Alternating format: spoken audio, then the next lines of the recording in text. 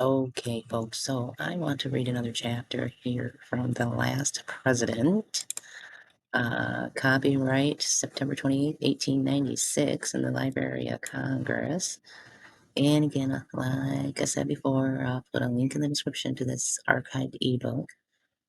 And I hope the sound is okay. I'm sitting outside again. It's not exactly cool, but it's tolerable because there's a little bit of a breeze too. So but they are predicting a another heat wave from today into Monday, so that's kind of curious if we're gonna heat back up here again. So anyway, we left off with chapter 6. I said at the end, here lies a friend of the common people.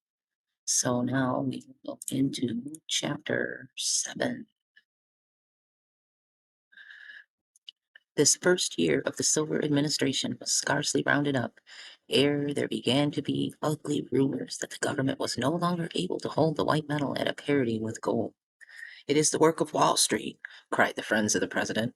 But wiser heads were shaken in contradiction, for they had watched the sowing of the wind of unreason, and knew only too well that the whirlwind of folly must be reaped in due season.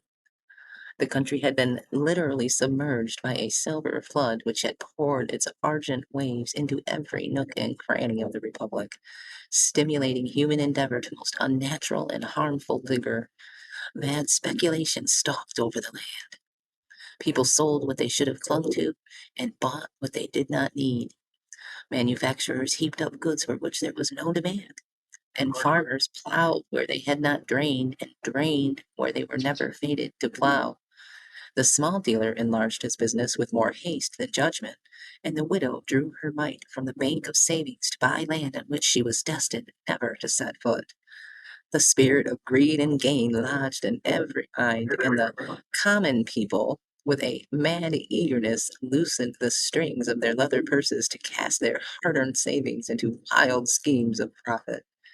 Every scrap and bit of the white metal that they could lay their hands upon, spoons hallowed by the touch of lips long since closed in death, and cups and tankards from which grandsires had drunken were bundled away to the mints to be coined into people's dollars.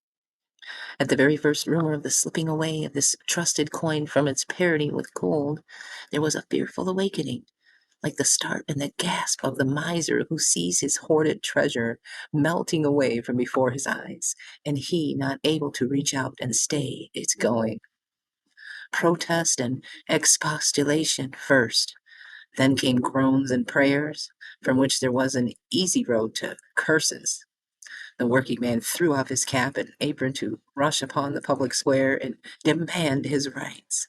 Mobs ran together, processions formed, deputations hurried off to Washington, not on foot like the Coxey army, but on the swift wings of the limited express. The common people were admitted to the bar of the House, their plaints patiently listened to, and reparation promised. Bills for increased revenue were hurriedly introduced, and new taxes were loaded upon the broad shoulders of the millionaires of the nation. Taxes on checks, taxes on certificates of incorporation, taxes on deeds and mortgages, taxes on pleasure yachts, taxes on private parks and placences, taxes on wills of all property above $5,000 in value, taxes on all gifts of realty for and in consideration of natural love and affection, taxes on all passage tickets to foreign lands, and double taxes on the estates of all absentees on and after the lapse of 6 months. There was a doubling up, too, of the tariff on all important luxuries, for as was said on the floor of Congress, if the silks and satins of American looms and the wines and tobacco of native growth are not good enough for my Lord of Wall Street, let him pay the difference and thank heaven that he can get them at that price.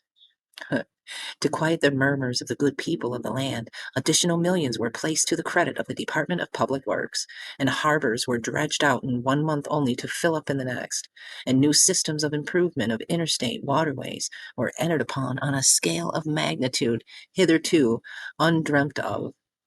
The commissioners for the distribution of public moneys to farmers so impoverished as to be unable to work their lands were kept busy in placing pefferloes where the need of them seemed to be the greatest, and to put a stop to the nefarious doings of money changers and traders in the misfortunes of the people. A statute was enacted making it a felony punishable with imprisonment for life for any person or corporate body to buy and sell government bonds or public funds, or deal in them with a view to draw gain or profit from their rise and fall in value. But try never so hard, the government found itself powerless to check the slow but steady decline in value of the people's dollar. By midsummer it had fallen to 43 cents, and ere the fair Northland had wrapped itself, like a scornful beauty, in its autumn mantle of gold, the fondly trusted coin had sunk to exactly one third of the value of a standard gold dollar. People carried baskets in their arms filled with the now discredited coin, when they went abroad to pay a debt or make purchase of the necessaries of life. Huge sacks of the white metal were flung at the door of the mortgagee when discharge was sought for a few $1,000s. Men servants accompanied their mistresses upon shopping tours to carry the necessary funds, and leather pockets took the place of the old time muslin ones in pale habiliments. Old words, huh? Least the weight of the 15 coins required to make up a $5 gold piece should tear the thin stuff and spill a dollar at every step. All day long in the large cities, huge trucks loaded with sacks of the coin rolled and rumbled over the pavement in the adjustment of the business balances of the day. The tradesman who called for his bill was met at the door with a coal scuttle or a nail keg filled with the needful amount, and on payday the working man took his eldest boy with him to tote the stuff home, while he carried the usual bundle of firewood. And strange to say, this dollar, once so beloved by the common people, parted with its very nature of riches and lay in heaps unnoticed and unheeded on shelf or table, until occasion arose to pay it out, which was done with a careless and contemptuous toss as if it were the iron money of the ancient Spartans, and Holy Writ, for once at least, was disproven and discredited, for the thief showed not the slightest inclination to break in and steal where these treasures had been laid up on earth, although the discs of white metal might lie in full view on the table, like so many pewter platters or pieces of tinware. Men let debts run rather than call for them, and barter and exchange came into vogue again, the good housewife calling on her neighbor for a loan of flour or meal, promising to return the same in sugar or dried fruit whenever the need might arise. And still the once magic discs of silver slipped slowly and silently downward, and ever downward in value and good name, until it almost seemed as if the people hated the very name of silver. Yeah. All right. I'll go into chapter 8 another